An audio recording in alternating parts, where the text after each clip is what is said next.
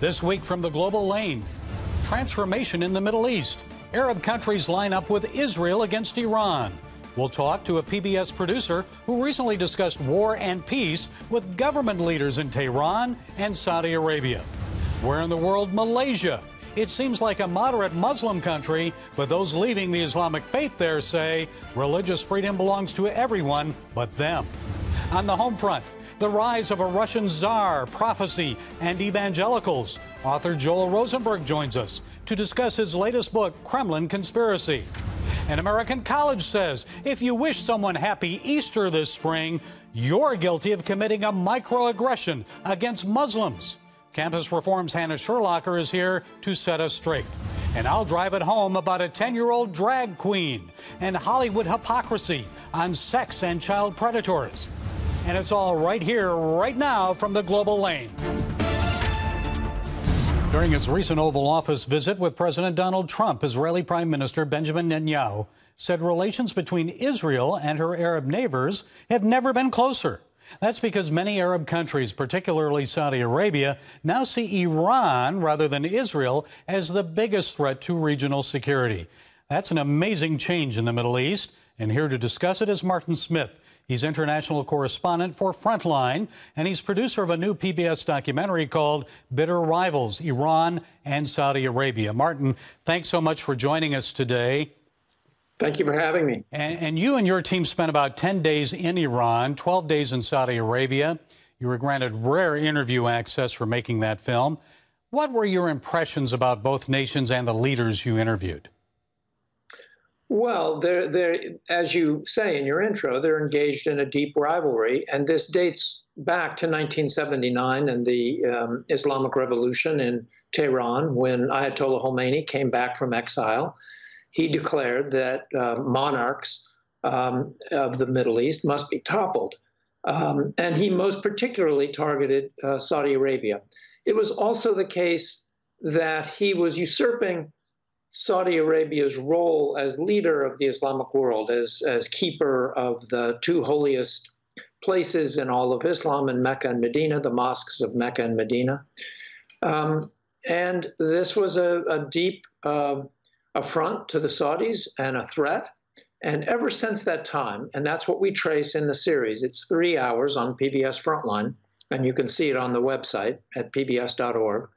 The consequences of that rivalry that was sparked in 1979, as it plays out successively in Iraq, in Syria, in Lebanon, in Yemen. It's a deep and very troubling situation right now. And I know besides Iran and Saudi Arabia, you also traveled to Syria and other countries. During one recent interview, you recently used the phrase scope of destruction to describe the current political situation in Syria. So what did you mean by that? Well, you can't help but be affected by the amount of destruction that you see across Iraq, Syria, Yemen in particularly, but in other places as well. But the just whole cities under siege for months at a time, bombs raining down, artillery, rifle fire, mortars, grenades that have just destroyed block after block after block. I mean, people have seen of the scenes in Iraq and in Mosul, but also in Aleppo and Syria. And now, most recently, the bombing campaign that the Saudis have mounted in Yemen that is resulting in thousands of civilian dead and more destruction. So I surveyed this territory over the last year and a half. And I was deeply affected by that, what I saw, and just was really scratching my head as to how this all gets picked up and put back together again. And every expert that I've spoken to says this rivalry is going to get worse before it gets better, I'm sad to say. You know, with ISIS defeated now, it seems the war in Syria is heating up with various groups, Islamist groups, the government of Syria, Iran, Russia, Turkey. It seems all of them are now jockeying for power and influence there. What do you see happening there? Well, you know, the neighborhood, as you know, in the Middle East, it's crowded. Lots of borders, lots of countries, and nobody's really minding their own business. So everybody's into everybody else's civil wars. And it has allowed Saudi Arabia and Iran, in particular, the two biggest protagonists in the region, to engage in the funding and sponsoring of proxy forces taking up arms against one another. And so that's what you're seeing in Syria. As you say, you've got a number of different sponsors all along throughout the almost 7 years now of war in Syria. You've had the Iranians, you've had Hezbollah sponsored by Iran, you've had Saudi Arabia sponsoring various Salafi conservative Sunni groups, you have Turkey, and the United States, of course, and the Russians from the air, and also various militias from Iraq to Pakistan to Afghanistan. So, there's no chance for Syria to have its own war. Everybody else is in there fighting for a peace. Yeah, and then we saw Israel's recent direct military response against an Iranian drone that entered into Israel. How likely is another incident that could perhaps maybe trigger a bigger war between Iran, Israel, and Hezbollah? Well, I want to think that both Hezbollah, Iran, and Syria and Israel will think twice about having that fight. There's going to be border skirmishes likely. Certainly Syria would like to push into the Golan Heights. It really depends on the ambitions of, I think, the Iranians as to how far they want to go in pushing Israel. They gain a lot of street cred in some parts of the Middle East by their continuing warfare or war of words or actual warfare with Israel.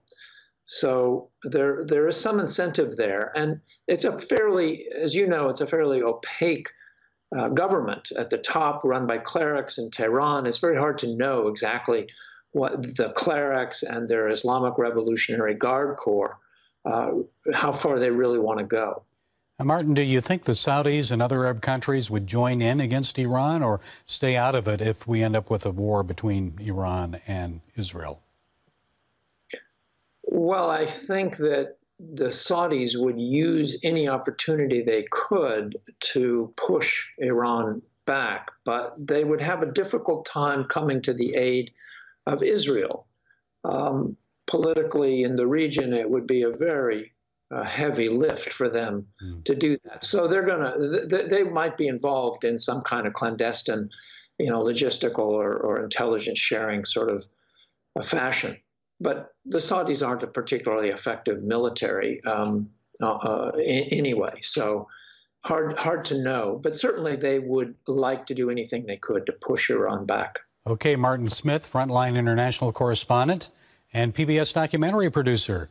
We appreciate you. It's a pleasure talking to you. Thanks so much for sharing your insights today. Thank you. 4 Christians in Malaysia have lost their appeal to have their conversion out of Islam officially recognized by the government. The Malaysia Supreme Court ruled that the 4 Christians should go to the Sharia courts if they want to legally leave Islam. In the past, Sharia courts have not allowed conversion from the Islamic faith. So what now for these Malaysian Christians? Well, joining us from Kuala Lumpur is Eugene Yap. He's director of RFL Partnership. That's a group that promotes religious freedom. Eugene, please explain the particulars of this case and what your client said in court. There are 4 individuals, 3 of which were Christians before. They converted to Islam because of marriage. And through the years, their marriage broke down. And as a result of the marriage breaking down, these 3 persons now want to renounce Islam and to revert back to their original religion. The 4th person is actually a Malay Muslim from Sarawak, from the state of Sarawak. She, for her own personal reasons, wants to convert to Christianity and wants to come out of Islam and be a Christian. That's the facts of the 4 persons that we are talking about. Well, why did they feel it was necessary then to file a lawsuit or to petition the court? over the years, they have made several attempts to have their conversion out of Islam legally recognized. They first went to the Islamic religious department to have their conversion recognized, and they were not given any answers. Can we expect political efforts then to allow conversion by law? The lawyers for that case, who is handling the case, is now in consultation with the political leaders to explain, or at least to get the political leaders of that state of Sarawak to consider amending the Sharia legislation. Now, why this is so is because in Malaysia, the religion of Islam is a state matter. It is not a federal matter. So the Sarawak state government does have the authority to amend the Sharia legislation to make it more favorable for in situations such as these 4 persons. That is the political solution that we can hope for.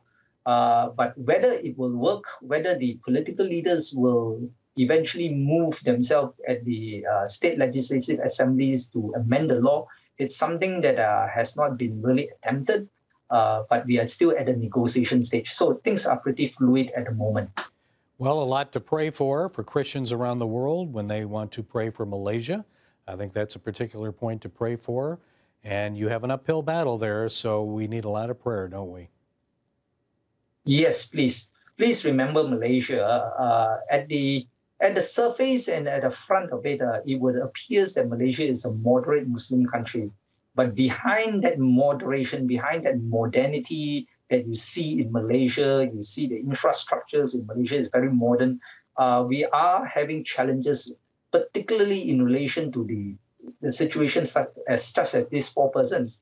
And the constant battle between the jurisdiction of the civil courts, the Sharia courts, the question of freedom of religion, and is freedom of religion subject to the dictates of Islam and the will of Islam. These are issues that we are constantly facing. And right now, these are the discourse that's happening in Malaysia. So we would appreciate much prayer from the global Christian community. Certainly in the days to come, the question of freedom of religion will become a very important issue, and something that will eventually impinge on how moderate and how democratic Malaysia would be. And I would like Christians to realize that for Malays, not just Malaysian nationals, but for Malay ethnics, very dangerous for them to leave Islam. They're still not accepted in that country. And I appreciate the work you're doing, Eugene Yap, in Malaysia. Thank you for staying up late and providing us with your insights today. Thank you.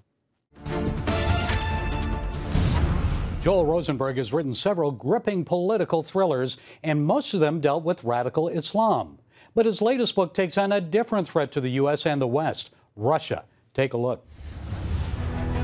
Joel Rosenberg has done it again. His newest political thriller, The Kremlin Conspiracy, feels ripped from tomorrow's headlines. With an American president distracted by North Korea and Iran, a czar is rising in Russia with a brazen plan that threatens NATO and could draw the U.S. into nuclear war. The Kremlin Conspiracy, from New York Times bestselling author Joel C. Rosenberg.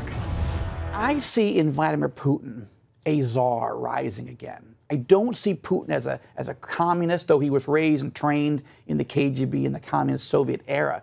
But this is not a communist ideologue. He's not a Marxist-Leninist.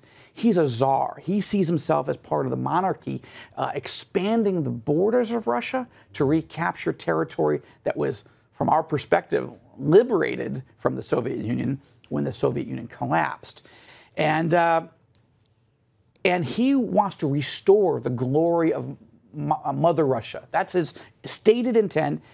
It just means he's starting to invade and terrorize his neighbors, and I think the worst is yet to come.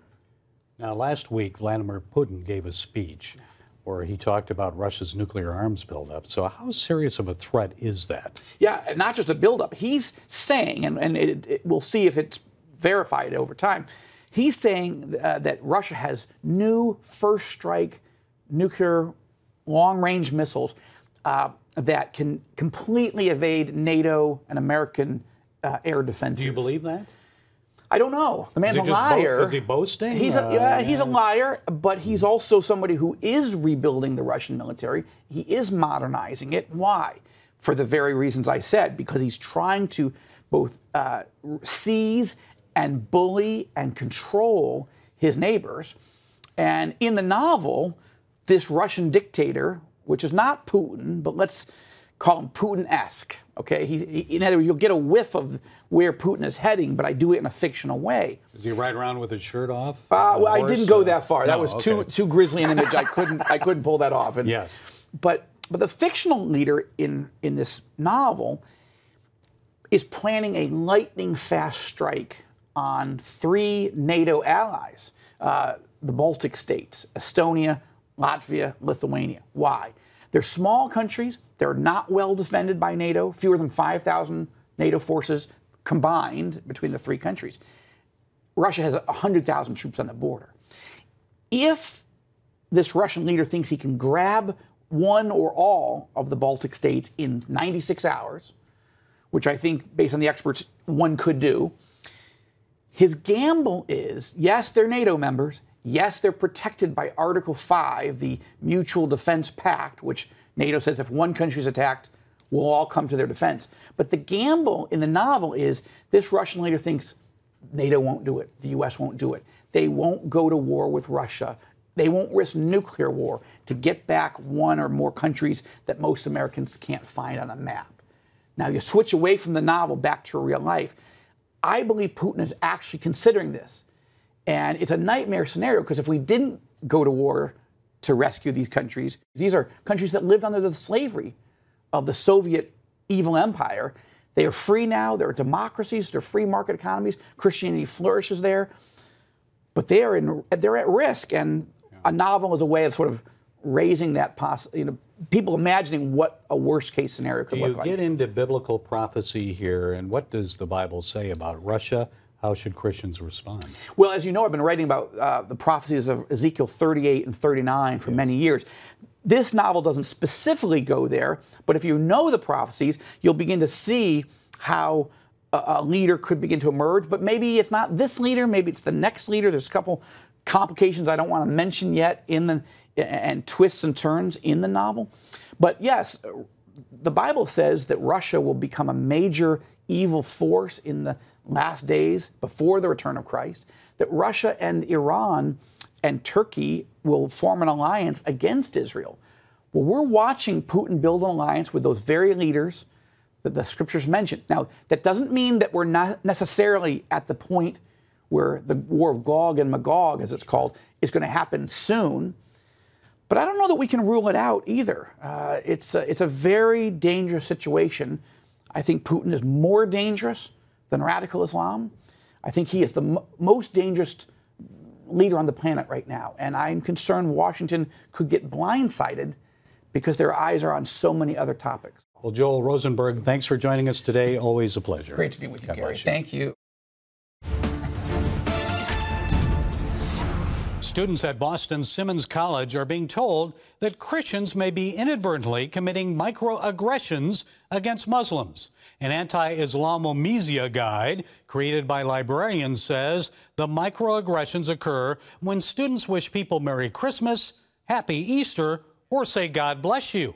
Well, joining us with more on this and some other campus craziness is Campus Reform Program Manager and opinion writer Hannah Sherlocker. So, Hannah, I guess you can't sneeze at Simmons College, or if you do, you better not say, God bless you. Right, so this is a guide that was put out by librarians, actually an online guide, as a way to help Muslim students feel less oppressed. And by doing so, this requires Christians to stop saying things like God bless you or Merry Christmas or Happy Easter.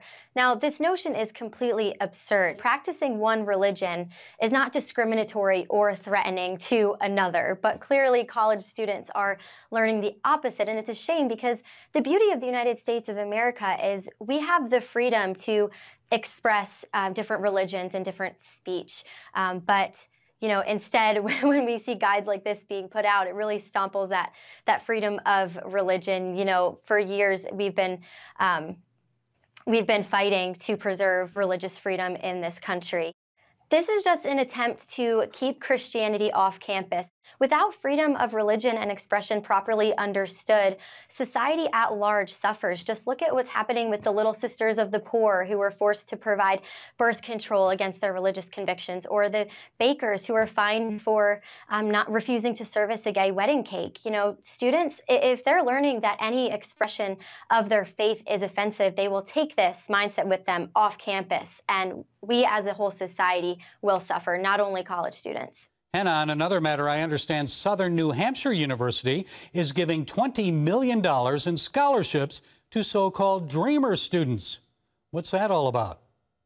So this is a trend. They're giving $20 million to over 1,000 DACA recipients over the next 5 years. And this is a trend we're seeing from coast to coast. Colleges are singling out and rewarding illegal immigrations. We see this at UC Berkeley. Illegal immigrants are demanding guaranteed jobs from the school. And we're seeing Ivy League schools hiring students to fundraise for illegal immigration. So what we're seeing on campuses are emotion taking precedent over the rule of law.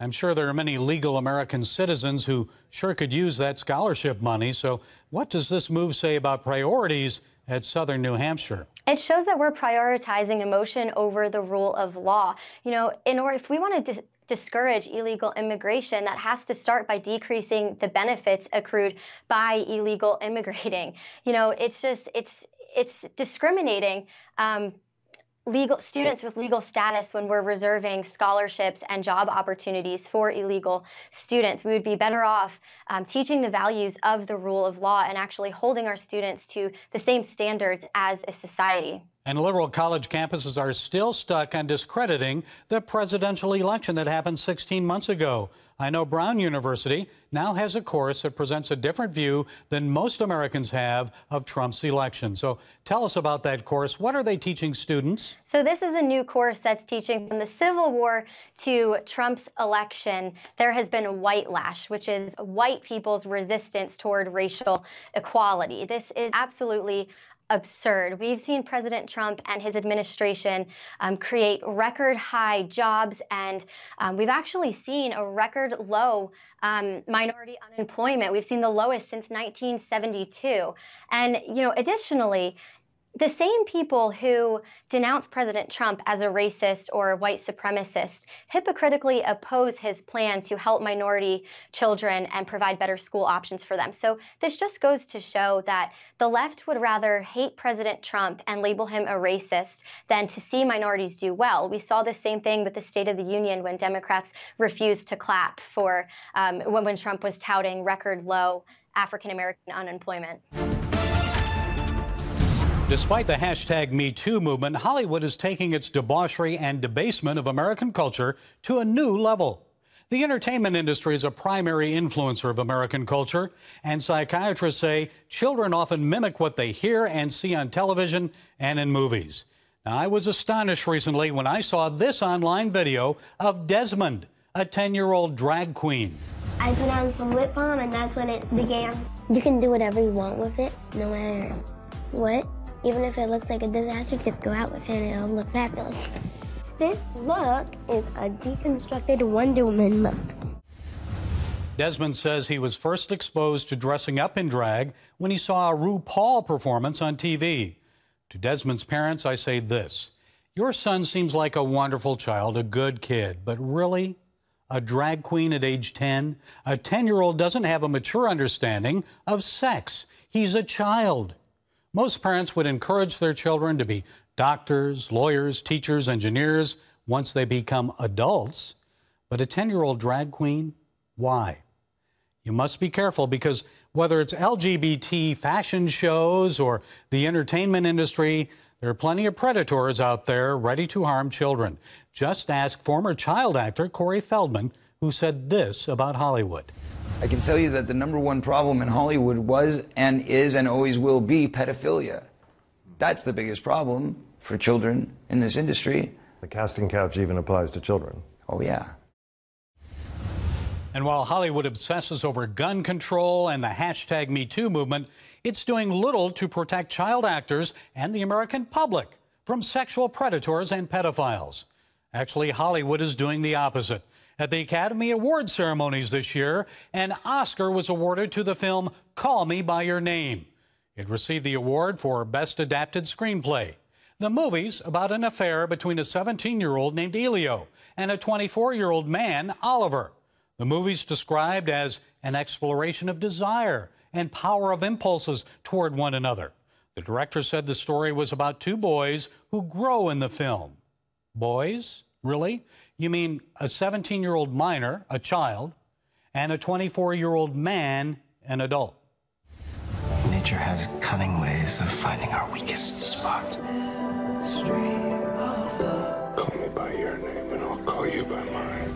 Did you know that approximately 60,000 children are sexually abused in the United States each year?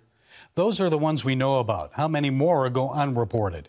Well, 1 in 4 girls and 1 in 6 boys will be abused sexually before they turn 18. So why did Hollywood honor that film this year? Why in 2003 did it honor a known pedophile, director Roman Polanski? And the Oscar goes to Roman Polanski for The Pianist.